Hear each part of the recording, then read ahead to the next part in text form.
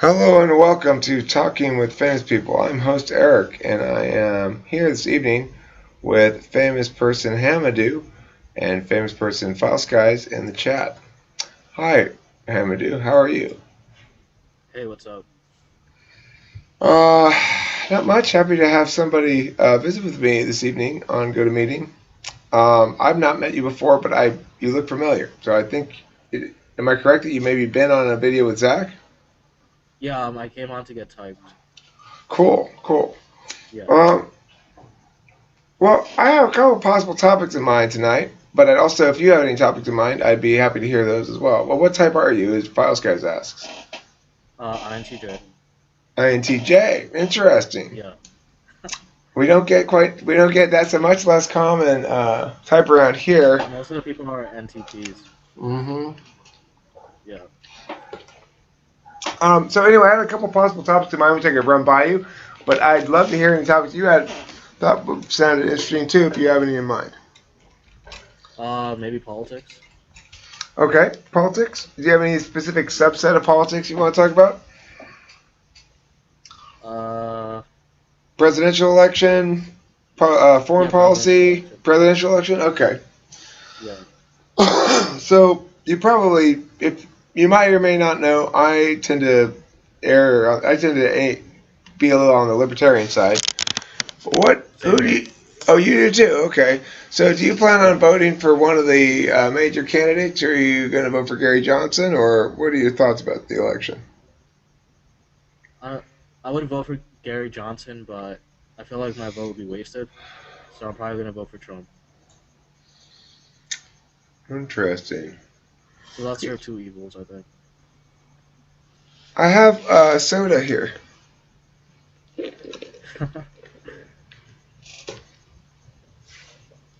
Okay. Next bomb. Um, so do you think that Trump is definitely a better choice than say Hillary or whatever the Republican nominee?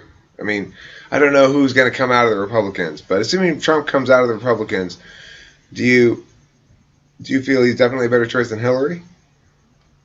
Yeah, definitely. I mean, Bernie's a socialist, and Hillary's just more of the same. What now? Maybe even worse than Obama.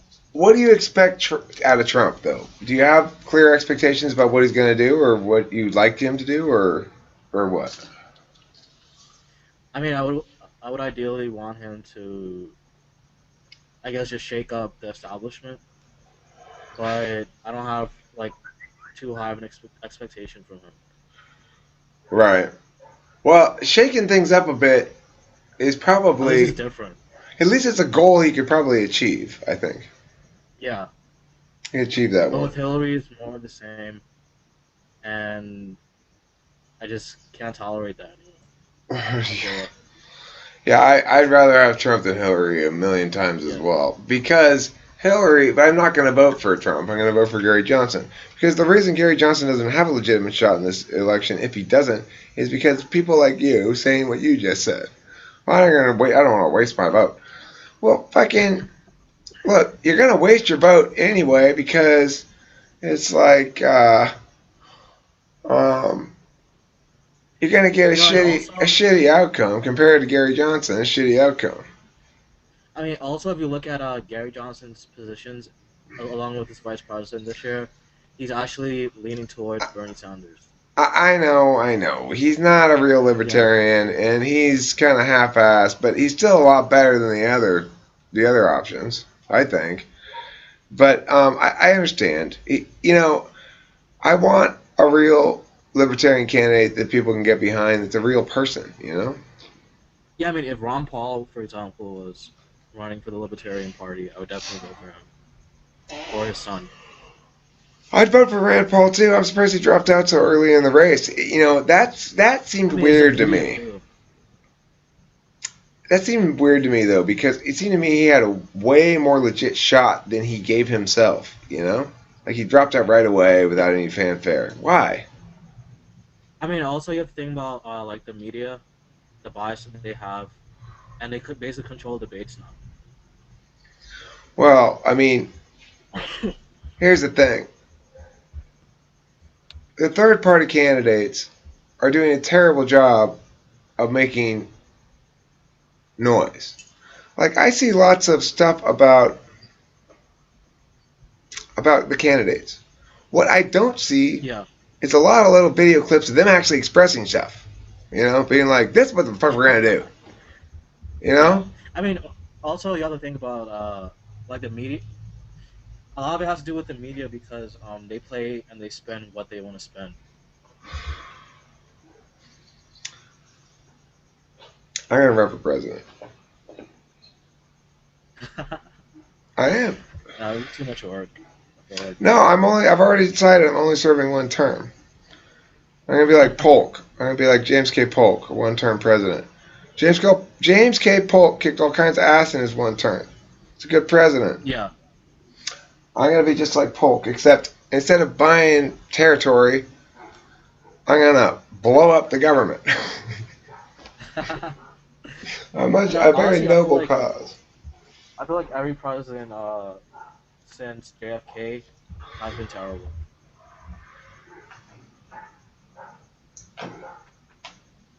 I feel like JFK was the last like normal president that we've had. Clinton did a good Everyone job. else was Clinton was racist. good. Clinton was good. I I mean, mean, you beside NAFTA though. well, but look, you got to give Clinton credit for the. You weren't around during it, but during the peak of Clinton's presidency was the absolute peak of the American economy in the last, I don't know, since 1960 or so. Everything was going boom when Clinton was president. Now may have been him a little bit, may have been just random luck or whatever. But the point is, I mean, actually, that's not entirely true because didn't a lot of it have to do with the internet boom and uh like the internet stopped basically. well, I mean, there were certainly economic forces at play, but I think my take on it was he ran a surplus. He didn't run a deficit. He balanced the budget. Yeah, that's almost impossible now Right. today. He's the only one who's done it. Clinton is the only president who did it. Now, granted, he was in good economic times. It was more easy for him to do it, but still, I give him credit for even if he's just lucky and got lucky, he didn't fuck it up. You know, so he gets some credit for that. Yeah. I see desktop. Oh, well, I'm not recording desktop. Sorry about that. I forgot. Um, there. Is that better? Yeah. Uh, so, okay. Well, what, what sort of changes would you like to see to the political system to better reflect your political outcomes that you'd like to see? I mean, honestly, the only thing I really care about is change in foreign policy and change in economic policy. What would you like to see the economic policy changed as? What kind of changes do you want to see? Uh, Cancellation of NAFTA, cancellation of all these trade organizations and trade Why don't deals you like bringing NAFTA? because it basically takes American jobs and sends it overseas for No, cheap labor. no, it doesn't. What do you mean? It takes, right? It's NAFTA. It's a treaty. It doesn't take anything. It allows I mean, individuals the freedom to move. Why would I hate NAFTA? but I mean, it's not good for. It's not. I feel like it's not good for American workers though. It's good for American Because workers like to experience the losing end of competition sometimes. Yes, it is. yeah, but I mean, but they can't compete. Like, there's no way that an American worker that works at like a steel factory can compete with a steel factory, let's say like in Bangladesh. Then that means the American economy doesn't support that job. Why would we want to try to artificially support it? That's not going to do anybody any good. You can't. It's like here. Let's put this job on life support, but it's dead already. I, John, why don't you turn your camera? Join us anytime. You don't have to wait for a break in the action or something. I don't. I like NAFTA Well, because it loosens trade I thought I was restrictions. supposed to. No, you don't have to wait for a break in the action, John. Just jump in anytime. And Uh, I wasn't sure if you guys were like already recording something. we are. We're talking politics. We're talking NAFTA. Hamidou here opposes NAFTA. John, what are your thoughts on it? Uh, NAFTA's all right, I guess. It's more just what's the most recent treaty that we're trying to get through? The Um, TPP. yeah, Trans-Pacific Partnership, right? Yeah, yeah. Are you talking And about the? Congress passed it without even reading it because it's classified. Yeah, they ratified it, but it's not in effect yet, is it? Yeah, What's it called? Trans-Pacific Trans-Pacific. Partnership. Yeah, What's it about? I mean, tell me more about it. I don't know anything about this. it basically It brings. basically, Oh, you can go. oh, well, as far as I know, it it allows it allows for a more open overseas trade with countries like China, and basically like gets rid of any walls or economic barriers to keeping jobs here in America, especially in like manufacturing and technology. But that's not what it does. It doesn't. Those barriers are not to keep jobs in America. They're to artificially support businesses that aren't competing fairly against international competition.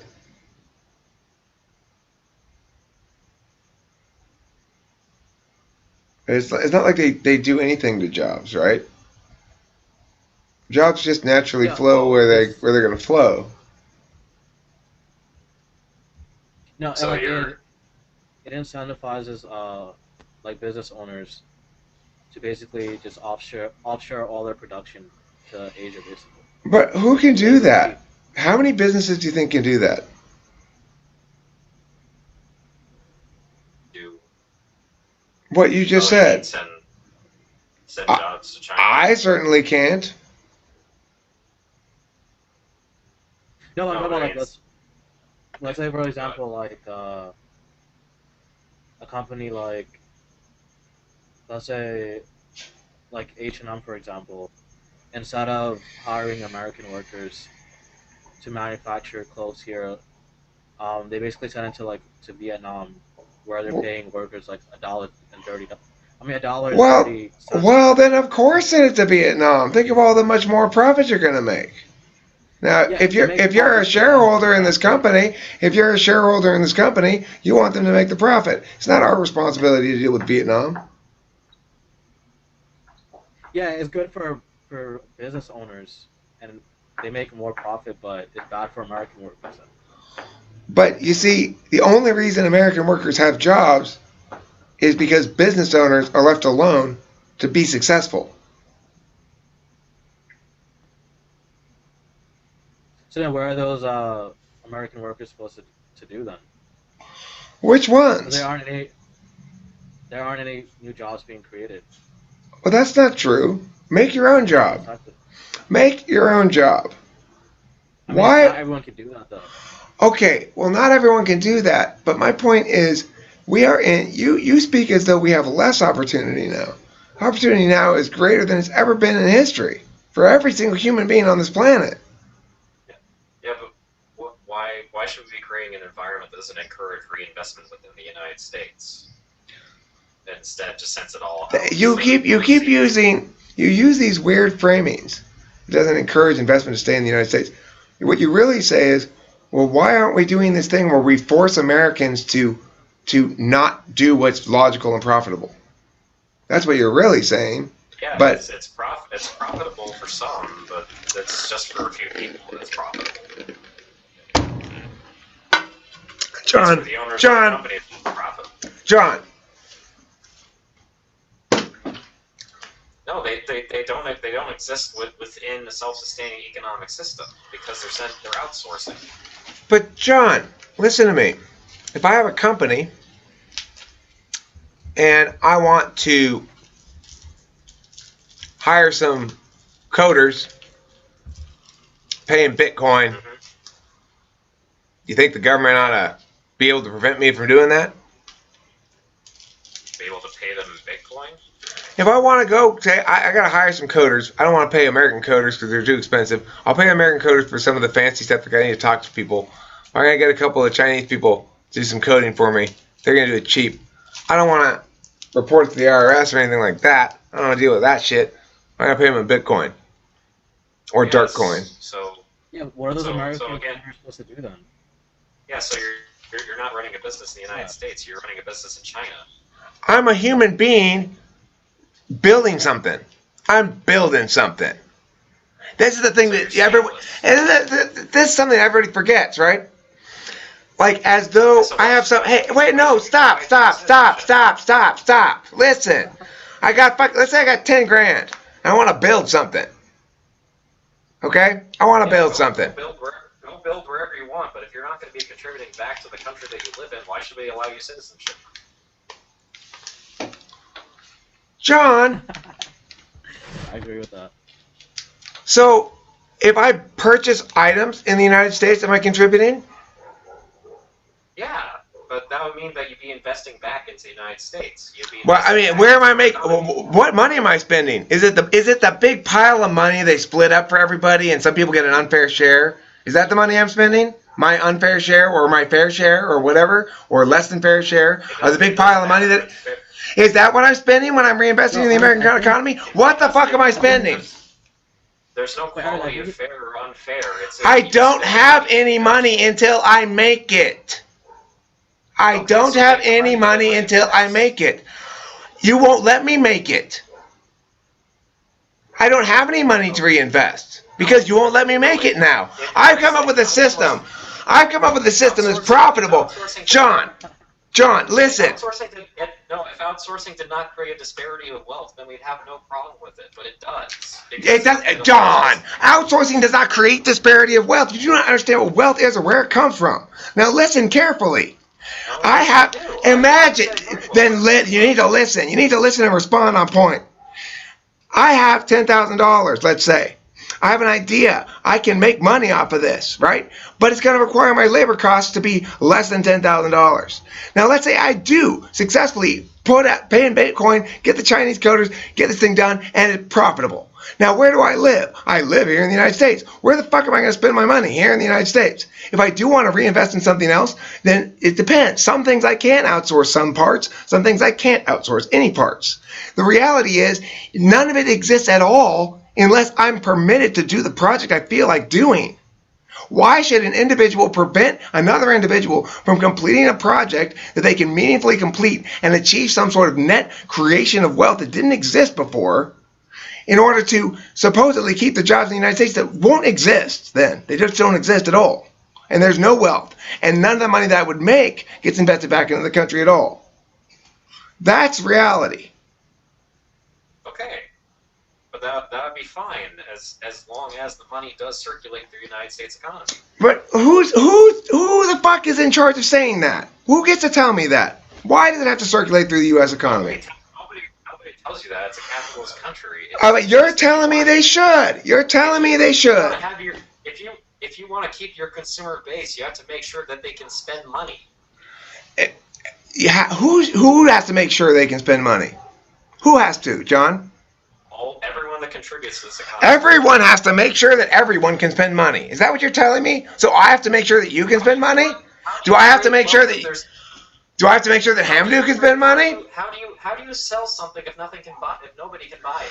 John, listen to me. What you do not understand is you think businesses are these piles of wealth that exist to provide jobs for people. The only reason a business exists is because it makes money. If it makes more money, it has more money to spend. Some of the money it will spend out of country, some it will spend in country. This nationalistic fetish is actually anti-patriotic. It's anti-patriotic. It's anti-patriotic. No, it's not. Then why do you keep oppressing individual Americans who want to do trade with other individuals across the world? Why would you prevent them? Why would you? Assumption that you no stop. Here's your assumption that your business would reinvest as it would of its own interest, but that is not there's pretty much no big corporation that does that today. John, that's not your business. It doesn't matter whether they choose to reinvest their money or not. It's not our money. It's not the country's money. It's their fucking money. They made it. It wouldn't exist if they didn't. Yes, but it is your assumption that you would reinvest, and therefore there would be people that would be able to. No, I'm not assuming that. I am not assuming that they would reinvest. You just did. No, I said it doesn't matter if they reinvest. Why? Because it's not your money. You don't get to tell them what to do with it. Do you understand that simple principle? It's not your money. You don't get to tell them what to do with it. Money so they can buy things. Okay, John. That's basically Okay, you tell me where jobs come from. Where do jobs come from? You're about it from a job creator's perspective, but it's not. Where do they come from then? Where the fuck do jobs come from, guys? They come from businesses. But you're suggesting creating a business that does not create jobs within its own economy. No. Why are you assuming? See, you are assuming that if people have liberty, John, you're not hearing me at all or listening to me, or you're willfully ignoring me. What I am telling you is that individual humans will do what they wish with their individual money, and that's the best way that money can be spent. Why you would presume that you or the government or somebody else would better know how to spend somebody else's money than they would is offensively insane. So you don't believe in capitalism? John! Because you have undermined the basic assumptions of a capitalistic system. Which are what? No, John, you think it's jobs driven. That's insane. Where do the jobs come from, John? They come from wealth. They come from business interests. Yes, that's fine. But those businesses need to be able to make money somehow. You can't just create wealth out of nothing. You're right. And so who's the best way to figure out how the business can make money? Is it you or somebody else? Is it you or the business? Well, idealistically, the person who owns the wealth. I mean. So then why do we keep constraining them? What are your justifications for constraining them? You say it's going to keep jobs in the U.S. You don't know that. You're predicting that's what's going to happen. Yes, but they don't spend their money. They don't spend their money well in order to. Who's they? Who's they? Yes, I did. You were annoying me too much. Who's they? Welcome back, though. You know. The top 1%, the people who own the most money in the country. John, do they all act the same? Do they act as one monolithic voice? Are they a real thing? Are they a real thing? I want to say monolithic voice, but they definitely have shared interests. Are they taking more? Are they taking more? Are they taking more than their fair share? Of course. Really? I don't care if they're taking more of their fair share. I'm saying that guys, you don't understand. You're not listening to me. You're not listening. The wealth does not exist for people to split up and take shares of. The wealth is created by the people. Then I'm not. They're not supporting a system that creates wealth. They're supporting a system that will actively drive down wealth. That's simply. Well, It's either. Listen, that is true that money will gather where it is created first, and then it will slowly dissipate out from there over time. But remember, the only reason the wealth exists is because they created it. It did not exist prior to their creating it, and would not exist currently had they not created it. So they're the only ones with claim to it. Wait, also, wouldn't it create, in effect, monopolies? Because a new business, let's say, for example, you're creating a new clothing business. How are you supposed to compete with, let's say, like Zara, if they can afford to offshore their production in, let's say, like Vietnam, and you can't do that? I guarantee you I can make money selling clothes, right? I can make money selling clothes, no problem. It's called be smart. You know, wait, let's take your $10,000 investment for an example. I have $10,000. I want to turn that into $50,000.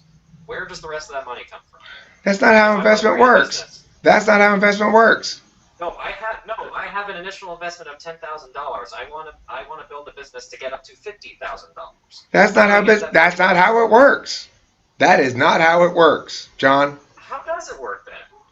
You How take your does a business create money? $10,000. You take your $10,000 and say, "I have a really good idea. I have a business idea that's going to work. I'm going to try to begin building this business. Exactly. I'm Yes. going to How does get that? How John. does the business Okay, make money?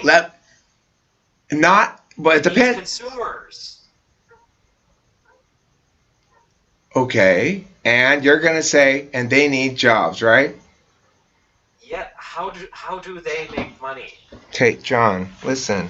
You got to understand something. What you're trying to do is constrain the only people who actually make jobs, okay? You want to tell the people who spend their money to make jobs, like, not all of my money that I spend on various projects that I'm working on is, most of those projects are not self-sustaining, right? I'm spending money from my debate business on these other businesses, like this right now. This costs me money. That's fine. It's cool. It's gonna pay off. I know it will. Okay. Wait, Eric, how do you explain the situation, for example, like Silicon Valley, though? Let's say, like for example, like Google, they'll instead of hiring American workers that are coders that graduate from college, they'll go to China and pay them half the salary. Then, if the coders are just as good and if it costs half as much, then I don't blame Google at all for doing so. Yeah, but that's not good for Americans, though. It's not. It's neutral. It has nothing to do with that. Okay, Google is not respond. It doesn't work like that. Wealth comes when individuals apply labor to a resource. Okay, when that resource is owned by somebody else, you are an employee. When that resource is owned by you, you are an owner. Okay, that's how the economy works. When an individual applies work towards a resource, wealth is created. That work turns that resource into something that has more value. And the thing to remember is, I hate globalization. That implies that we're doing something. I hate the doing things. I hate the hubris. I hate the fact that we're a bunch of individual people, and most of us individual people all have these respective opinions about what we should force others to do, right? That's what most Wait, so people's position you is. wouldn't say What should we NAFTA? force others to do? And I'm saying, no, we shouldn't force others to do anything. And they're like, well, but I'm clearly right about forcing others to do this thing. Even though it's obvious, since everybody's trying to force people to do shit and they all disagree, that I must be the only one who's right. Wait, so you wouldn't say NAFTA and TPP, the TPP bill is globalization? No, I mean, I think globalization in general refers to a taking down of trade barriers and stuff like that. So yeah, I guess it would be.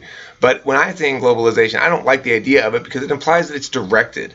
These things ought not be directed. Globalization is not a thing that you direct or that cause to happen. Globalization is a phenomenon that it just describes people not being constrained anymore as much.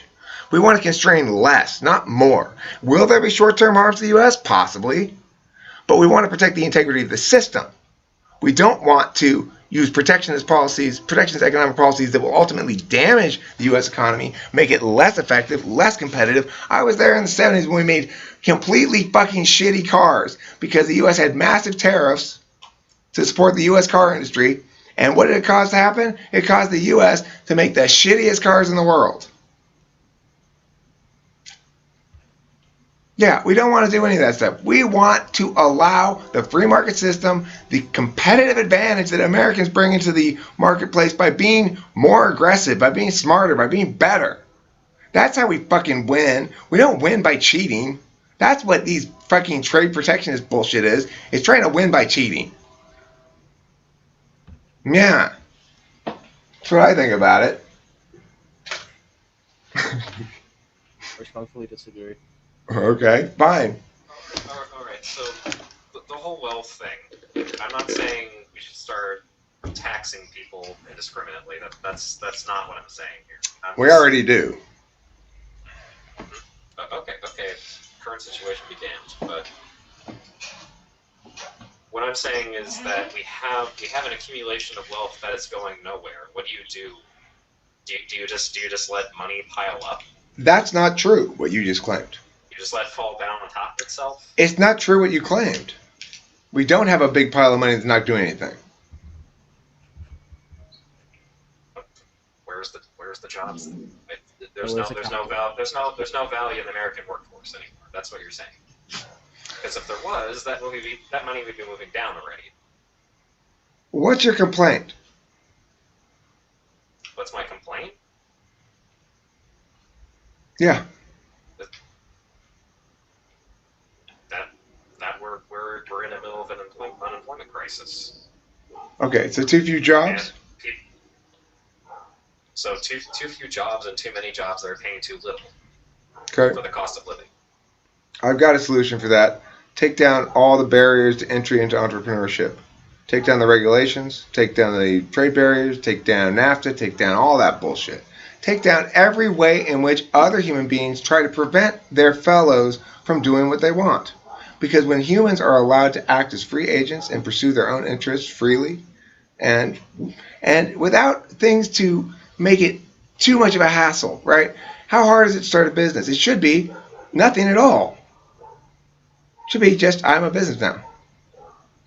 But it's not. So, I mean, I know we've all been trained.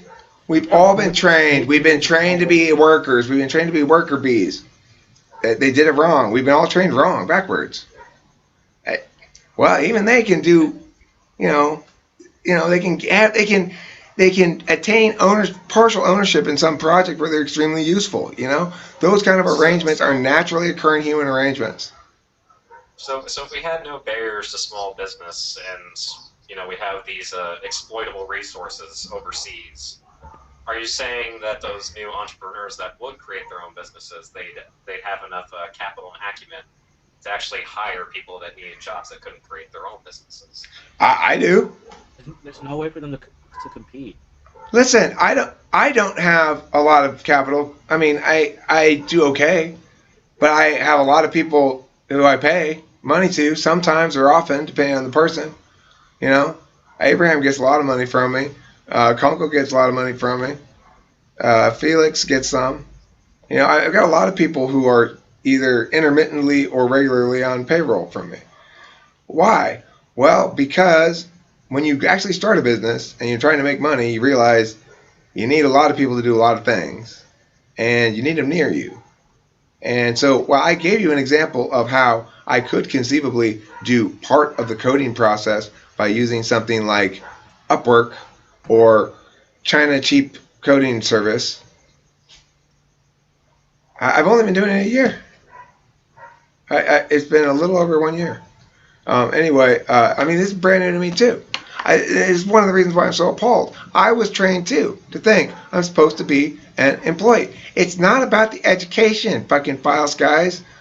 I have none of the people I hire have college degrees. None of them. Not a single one of them. Actually, Cameron does. Okay, one. That's not a lot of employers, though. Okay, well, but see, I'm going to win. I'm going to kick ass, and then all of a sudden the other businesses are going to be like, oh, shit, I should do that too. Well, no, you see, actually, Abraham is on an ownership path. I've got ownership deals in place with most of them. The big players. The non-full-time ones, I'm giving them cash money. And I'm talking to them about stuff like, you need to set out. I'm talking about this shit. I'm saying, like, don't get caught up in an employee thing. I don't want you to be an employee. If you are an employee of me, we're going to have a profit-sharing thing with 80% of the tuition, 80% of my cut of the tuition for you if you're teaching the class and you're handling all the shit full-time. I've already gone over this shit with them. I'm totally fair. Why? Because I want the project to build modularly. Because I'm smart, that's why. Because I know how shit works. Yeah, well, he's going to have partial ownership of the business. Not everyone in this country can be a business owner, though. Well, I think most people can. At least it could be supplementing their other thing. The notion that we should have one job that we go to every day and are there all day, that is deprecated. We ought to be making a little money here, a little money there, a little money someplace else. Why not? Now, the thing is, you keep saying most people can't. Don't stop saying those things. Say, I'm sorry, Eric, I'm not capable of taking care of myself. So I need to have this rule for me. Say that. Don't say other people need it. That's not me personally. Oh, well then, I'm doing pretty well. of course, sure. So okay. So why is it that you are talking about what other people need? Why not talk about what you need? If you don't need this stuff, then why should other people have to need it? No, but I'm talking about like in general though, like not everyone's gonna have their own Yeah, you're business. elitist. That's all I hear. I hear elitism. I don't. mean, I'm not talking about for me, not for us, not for you and me. Of course, we're capable and smart people. But for the regular people down there, they really need us to hold their hand and be a nanny to them. Well, I don't want to fucking nanny them, and we get ourselves nannied in the process. So we get back to the issue then. What about the people who do want to get out of poverty on their own? We're not speaking for them. Okay. I mean, look.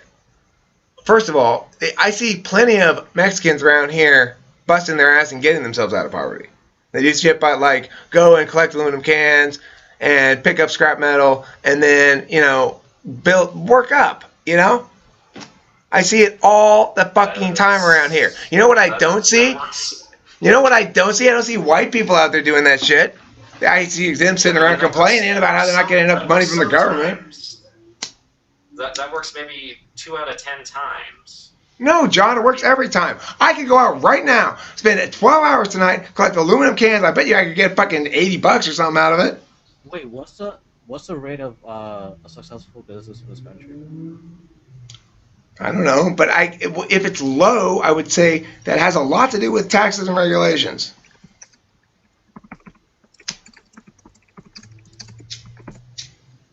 Let's look it up right now. Oh. Forbes, 90% of startups fail. That means only 1 in 10 have a successful business. So now no. That you're playing fast and loose with those stats, aren't you, Hamidou? That's not what that means at all, because a lot of those entrepreneurs fail in multiple businesses before they find one that succeeds. It's a common story. The thing is, you need to have multiple revenue streams going on in your life. Everybody does. Okay, that's fine for the people that can persevere through it, but that's not everyone. Not everyone can take 9 out of 10 failures. So John, you're telling me you need us to hold your hand, right? Not me, but. Oh, well then, why don't you? I'm still waiting for that one person to come up and say, it's me. I'm the one they're talking about. I'm the one who can't take care of himself. I'm the one who needs this regulation. Nobody's ever said that to me. It's always somebody else. I'm not trying to make I'm not trying to make regulation issues out of this. I'm just saying we are in a situation where there are a lot of people without much wealth that can't do this kind of thing. And I am telling you, you are going to worsen the problem with your so-called solution. I didn't even suggest a solution. Yes, you did. It was NAFTA. You said get rid of NAFTA, or that was him, maybe. I don't know. One of you two said that, right? I'm saying no. NAFTA's good. More free trade, not less. No, but that's not a solution either. It's not really free trade. Okay, but it's more free than it was before. You have to compare it against what it was before. I mean, it's free.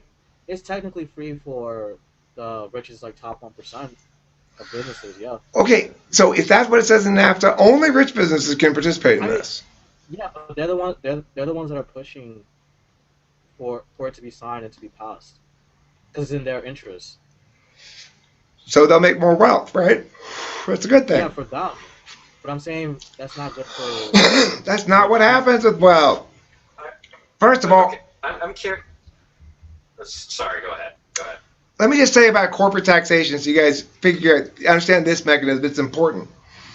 If your corporation has profit at the end of the year, it gets taxed 15%, corporate taxes, and then you get double taxed. And that money that comes out in salary gets taxed again. Corporations have a compelling need to reinvest money to avoid these kind of corporate taxes. That 15%, people think it's low. They forget it's a double tax. It gets taxed at the corporate level, and nobody spends it until it gets out into the people, and then get taxed again.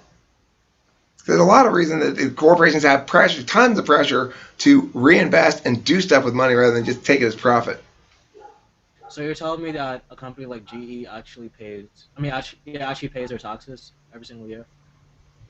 I'm sure they pay an So like, outrageous. I bet you they pay an outrageous I amount in doubt it. taxes. I doubt it. I You doubt it. think it's more than $50,000? I don't think they pay anything in taxes. Really? No. Well, so whenever they buy supplies from another manufacturer, do they pay sales tax on that? Yeah, but I'm talking about like Do they pay property tax on their? Do they pay property taxes on their corporate buildings for the cities? Yeah. Do they pay state corporate taxes? There's a large chunk of their profit that's not taxed. That's fantastic. I'd like to see it all. I'd like to see none of it be taxed. None of it should be taxed. That's the problem. 14 billion untaxed. 14 billion untaxed. Fantastic. That's 14 billion wealth that didn't exist before. Yeah, but Eric, you have to understand that that's only good for them, but that's not good for. So what? They're the only ones who made it.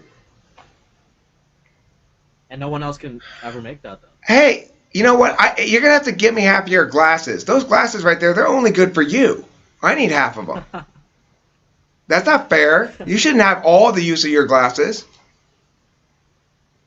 No, but I'm not saying that like government should regulate, but I'm saying Yeah, you are. A fair, even playing field. Okay, well you want to frame it in those words, but what you mean is you want government interfering and saying let's have protectionist policies. This is what I wanted to ask you. Mm-hmm. Do you believe capital is purely resources or currency? We have currency that's capital. Does that represent trust? Does that represent an investment of trust? Well, currency represents the monopoly of the state of use of force, but wealth can be work directed towards a physical resource, but it could also be work directed towards a human resource. It could be work directed towards a time object resource like we're making right now. So you believe currency is violence of the state? I think that fiat currency exists because the state is solid due to its monopoly on use of force. But that doesn't mean I condemn it. I'm just explaining the mechanism. Okay, but I mean, so then currency does represent some investment of trust into an economic system in which that currency is held.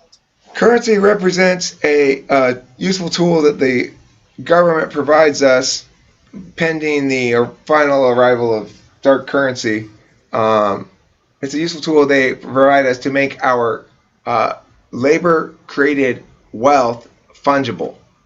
So it's basically a wealth fungibility tool. Well, fungibility, what do you mean by that?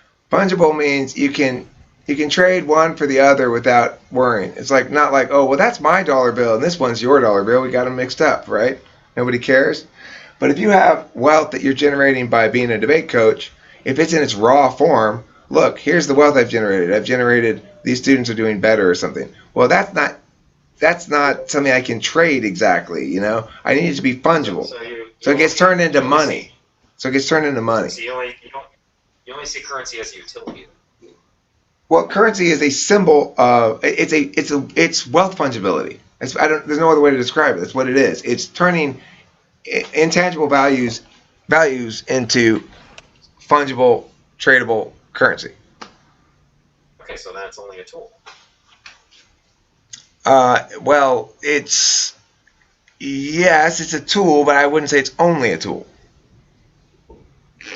Okay, so wealth fungibility, it has some value in trust that you will be able to acquire resources with capital, with currency. Well, I would agree that that you have to believe that the dollar will be accepted if you are going to accept it. That's true. Okay, yes, yeah. So that's an exchange of trust there. So would it be less than? Would it be? That can't be met on the other end of some exchange. Like if nobody can buy what you're selling because they don't have enough money, it's all the way somewhere else. Does that currency lose its value? Well, John, my question would be, why don't they have any money? Have they not done any of the things I suggested? They haven't created their wealth yet? Yeah, everybody needs to create their wealth, right? They haven't What if created the money theirs? is hoarded all in one place? You keep making the same mistake, John. You keep making the same mistake. Wealth is not finite. If you don't have any, create some. Okay, how do I create wealth from zero? Well, same thing I just told you. If I were like one of the illegal immigrants around here, what I would do is I'd be collecting aluminum cans. When there's no job that I can find, when there's no resources I can mine, when there's nothing else left to do. But John, why are you assuming that because people are allowed to choose to do with the wealth that they created, now when the Mexican does create his wealth by collecting those aluminum cans, putting his labor into that, and gets his $100, can I go up and take 20 of them from him? It's not $100. It's not even $80. It's not $70. Well, maybe he's been collecting it for a week. Maybe he's collecting it for 2 weeks, John. He's got $100. The point is, do I can steal 20 of it? The point is, should I get 20 of it? Don't I get 20? Why not? No. Why I not? never said that. Why don't I get 20 of his dollars? I'm looking at the reality that all the money is somewhere where nobody else can touch it. John, you're still not hearing me. You are refusing to address my point. There is no pile of money anywhere. Okay? If you want money, you have to create it. You can choose to sell your labor to create it if you want. Nobody's entitled to provide you a job. I mean, nobody's required. Nobody's entitled to expect a job from anybody else. The point is, okay, so in the system, you can just have somebody who has a whole bunch of money, they don't reinvest it, and they just say fuck you to everyone else. No, you could have somebody who's got one pair of glasses and wants to wear them himself, and doesn't want to split it in half and give me half his glasses. You could have that, sure. Now you could change that glasses to $10 million, but remember, they're his glasses. He bought them. They're his $10 million. He made them. They're not yours. If you want $10 million, you go make $10 million. Why should you get any of that $10 million? Why should I get $20 from the guy who's turning the cans for $100? I shouldn't. Should I? Should I get to go up there and say, you can't have all 100 of those? I get to have 20 of your dollars. Yeah, the guy who's collecting cans is going to be dead before he has enough money to invest in anything. John, I agree that just doing that is not enough. You're going to have to be creative. You have to put some effort into things. Yeah. If you are a genuinely good worker and a genuinely earnest at making it... It's not an economic system that encourages that kind of thing. John, economic systems don't encourage. Individuals are free to spend their money how they want. They don't need to be encouraged or discouraged. It's bad to do so. Okay, but what if they have no motivation to spend or to create? Then they get to sit on their pile of money until they die. It's theirs, remember? They made it. I wasn't even talking about them at that point. I was talking about, like Joe Schmo that has no money. He has like $5 to his name. Well, then he better go make some money. He can't spend it because nobody's valuing $5, and he doesn't have any motivation to make any more. Okay, well, there's your problem, right? I mean, why? Okay, so then I'm going to come sleep at your house, John, from now on. I'm going to eat your food, and I'm going to play with your headphones. I'm going to just stay there because I don't have any motivation to do anything anymore. So I'm just going to go crash at your pad forever. How about that? Okay, but... I don't have any motivation. I'm not motivated, John. I'm just not motivated. You think everyone in the United States has a good enough idea that they can just build a business out of it? I think I'm still waiting for the person who says, I'm not capable of taking care of myself to me. Nobody ever says it's me. It's always somebody else, John. You keep avoiding this point. You're not talking about something you know. You're talking about something you imagine. You imagine that there are people who you are advocating for, but they didn't ask you to advocate for them, and you do not know if you're advocating for anybody's position at all. All you're doing is assuming other people are incompetent. Exactly. I have been supported. That's true. I have relied on occasions on family. I don't think I ever really quite relied on friends, but I could potentially if I had to. And I am not saying that people don't fall on hard times and people don't need help. But we need to stop thinking that it's our business. It's their family's business, their immediate community's business, their local community. It is not.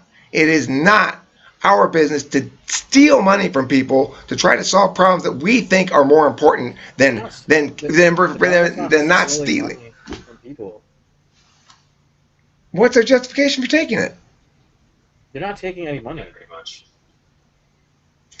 They're not taking any money.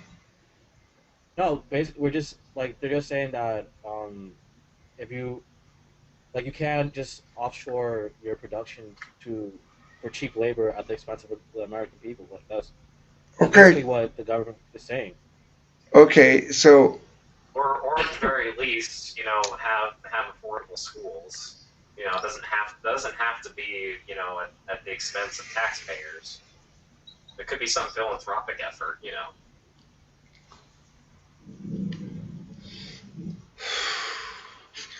A tariff, a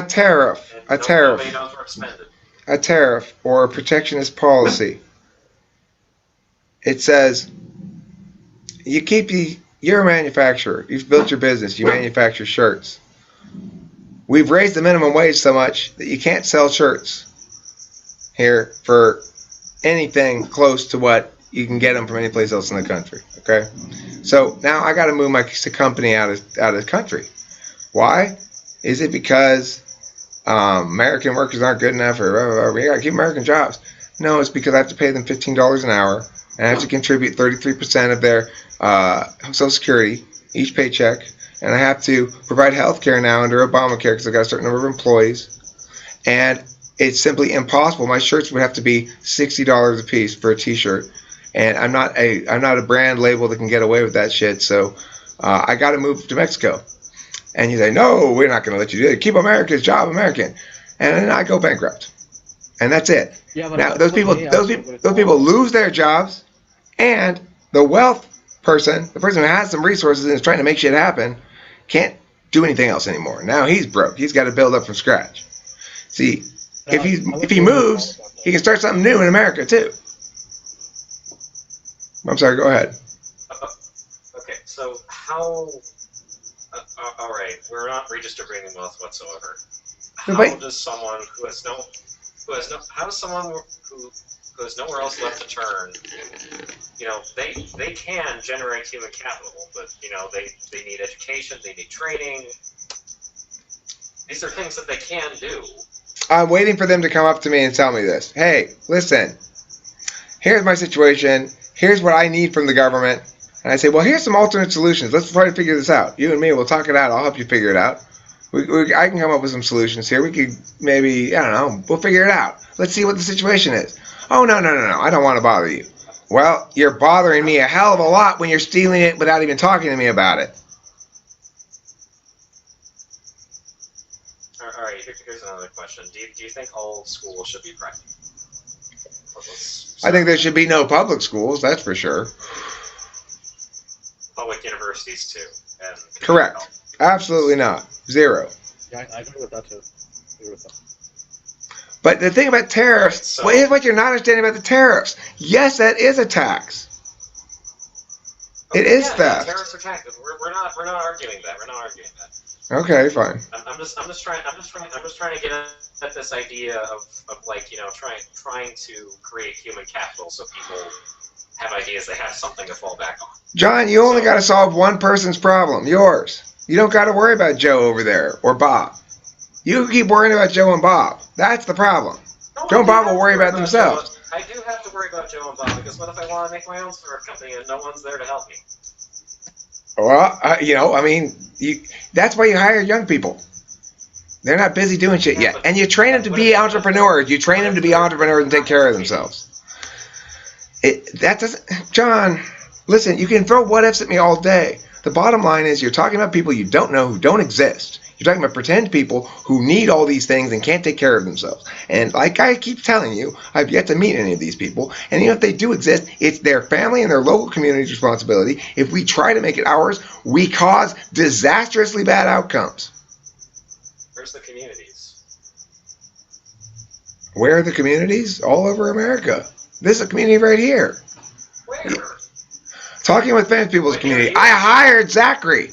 I gave Zachary a job. I'm flying him to Utah to judge for me because of this community. Okay, yeah, it's all well and good, but that's one example. John, you don't get to centrally control the whole fucking universe. I wasn't suggesting. What if Zach, instead of being an American, were Canadian? Would then I be an evil corporation outsourcing jobs?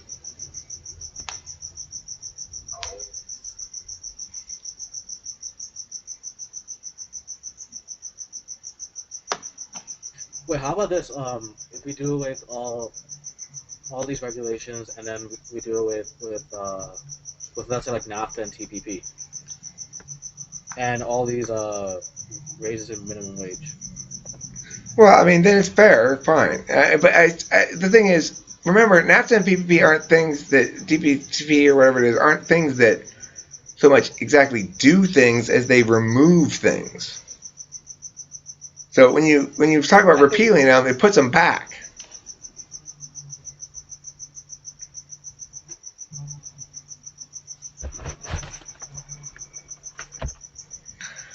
You know, I don't know how you guys are about yelling fights and stuff. For me, this has just been a fantastic conversation, but I understand that most people probably think it was like angry or something. I'm not at all upset or angry or anything. I just debate like that or something. So far back right now. No, but what I was trying to get at before is, you know, shouldn't there be some interest of investment into education? You know, if it is just private.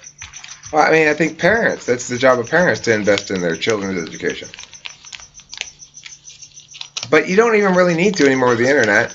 Just throw a kid on the internet and they'll teach themselves. What about the companies that are hiring these kids? Don't What about them? Skilled employees? I mean, I don't. You don't want skilled employees. Well, what I want, like, okay, Abraham is skilled at one part of his job. And not skilled at all, knew nothing about all the rest of his job. But I figured I'd rather have that, and I'd train him and have him do it right, the way I want it done, you know? And I give him the skills that he can be a director at 18 or 19, where it took me until I was 45. With Zachary, he had no skills, but he's smart, so it's fine. He'll be good at it. I know he will. And so it doesn't matter he has no skills. None of them have any college education. Zachary didn't even finish fucking high school. He's got a GED.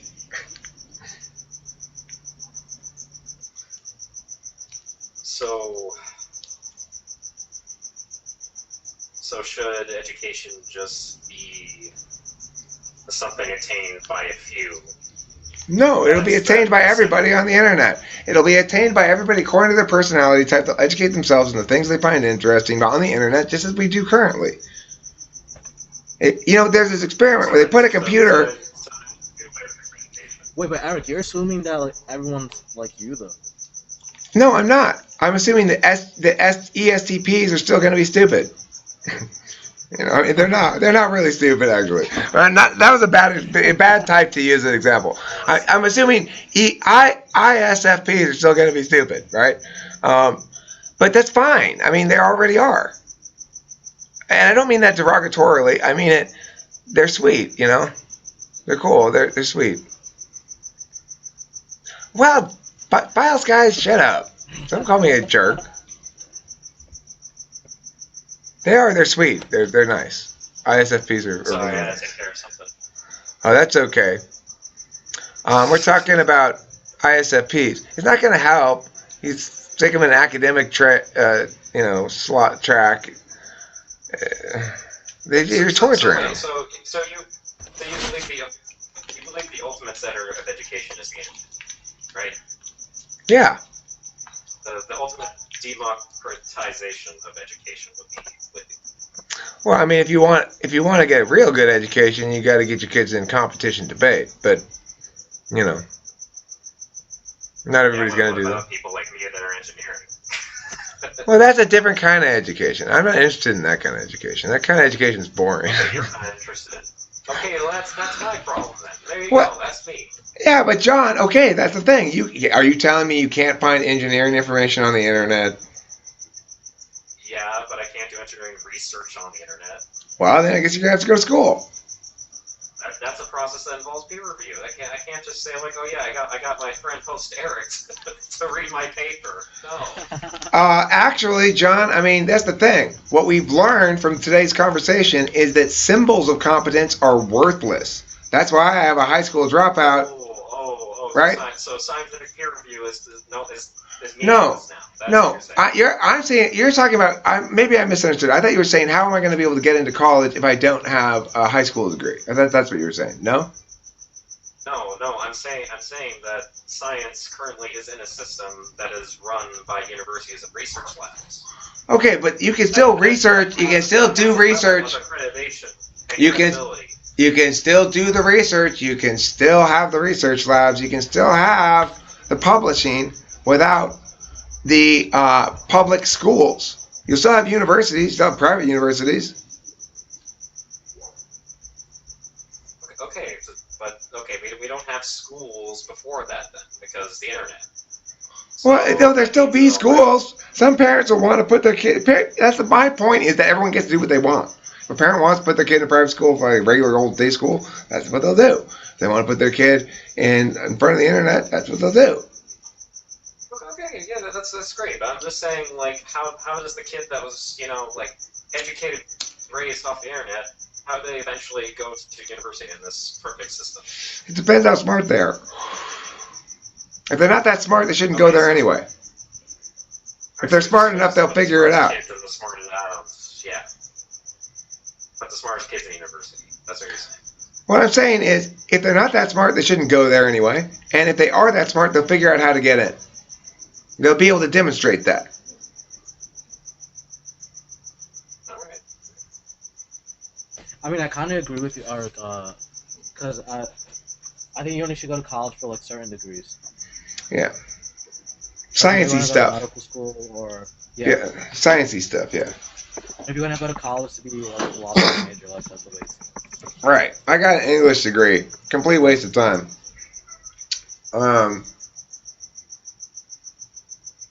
It's ridiculous. I already speak English. Why are you giving me a degree in a language I speak? It's the most absurd thing. It's like I got a bachelor's degree in breathing. Oh. Yeah, it's terrible. Like I go to NYU and like it's just all these English majors. Hamidou. Yeah. Oh, okay. When I started this conversation, I said to myself, Eric, you're gonna really put on the good host Eric tonight, and you're gonna make a good episode. And it just got it completely away from me, and we just rolled. Boom, yeah. So anyway, I hope. John, what's your type? I hope you may hate me now. I'm gonna treat the next interview super calm.